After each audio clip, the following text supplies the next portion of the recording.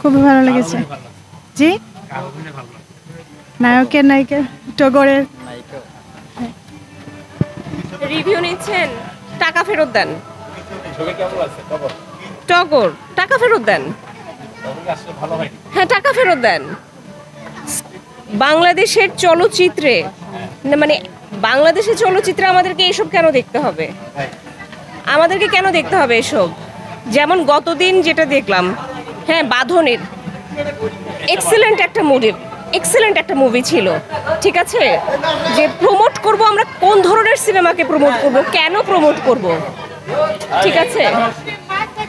আমরা মোট কথা হচ্ছে আমরা বাংলাদেশের সিনেমা দেখতে আসি, এটা একটা বিনোদনের জন্য, তাই না? তো আমরা পয়সা দিয়ে এই সমস্ত মুভি কেন দেখব?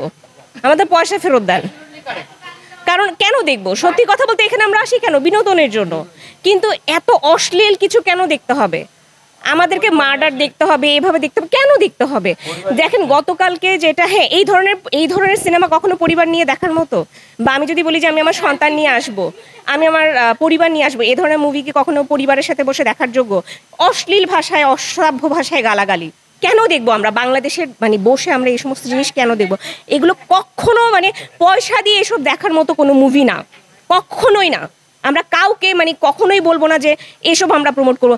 আমাদের পার্শ্ববর্তী দেশে হয় এগুলো, তারা দেখে কিসের জন্য? আমরা অন্তত দেখবো না, আমরা দেখতে চাই না, আমরা টাকা ফেরত চাই। এবং যারা অভিনয় করে তাদেরও এগুলো নিয়ে অবজেকশন দেওয়া উচিত। ইনফ্যাক্ট যারা নির্মাতা, আমার কথা হচ্ছে সুস্থ সুন্দর সুন্দর ছবি আমরা দেখতে চাই।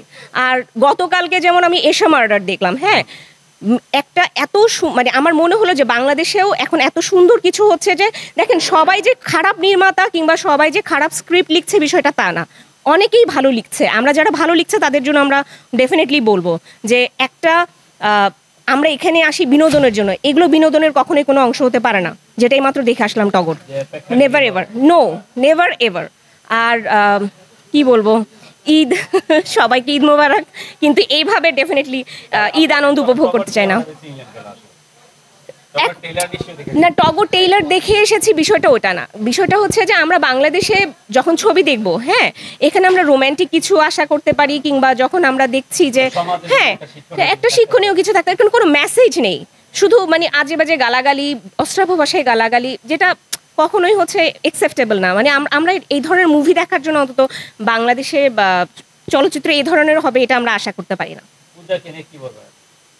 পূজা চেরি সুন্দর, কিন্তু ওর অভিনয় আরো অনেকটুক শিখতে হবে, আরো অনেক সময় দিতে হবে এটার পেছনে।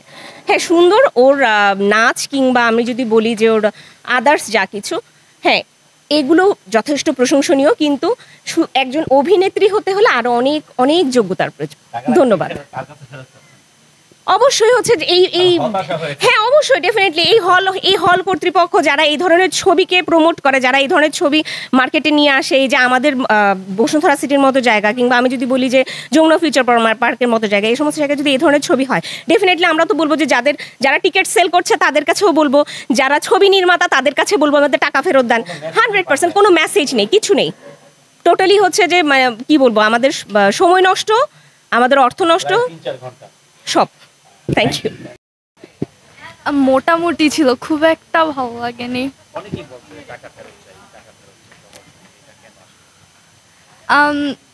আসলে মুভিটা খুবই নর্মাল লাগছে আমার, মানে থিমটা একদম অন্যান্য মুভির মতো ছিল, মানে থিম অন্য কিছু বানাইতে পারতো, আর একটু ভালো চেষ্টা করতে পারতো না। আমি জানি না, আমার ভালো লাগেনি তেমন। ভালোই ছিল।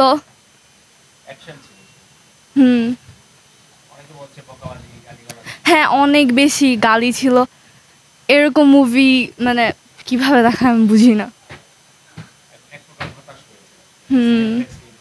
হ্যাঁ, আমি আরো ভালো আশা করেছিলাম।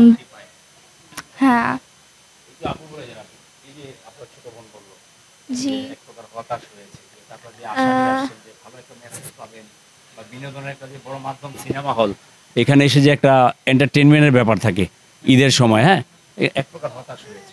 একটা খুব একটা হতাশ না, যে শেষে একটা মেসেজ ছিল যে এই যে যারা ব্যাড টাচ করে নারীদের, ঠিক আছে, এটাকে যেন রোধ করা যায়। আর বাকি মুভিতে ছিল কেন আরেকটু ভালো করতে পারত, আরেকটু ভালো করতে পারতো। হ্যাঁ, ল্যাঙ্গুয়েজগুলো স্পেশালি অনেক বাজে ছিল, তো গালিগালাজগুলো কেটে দিলেও পারতো ওরা। হুম। হ্যাঁ, অনেক ভালো ছিল। হ্যাঁ, ওনার অভিনয়টাও ভালো ছিল।